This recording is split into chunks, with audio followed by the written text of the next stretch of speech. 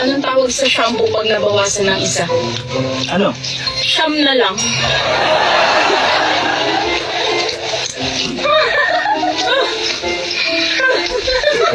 Anong tawag sa puno na hindi mo pwede akyatin?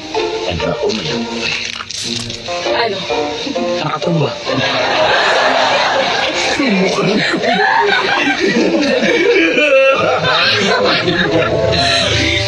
Ano pa yung punong hindi mo maakyat kung sa nakapenta? Ano? Putol. Bakit yung mga biik na baboy tuwing naglalakad, nakayuko?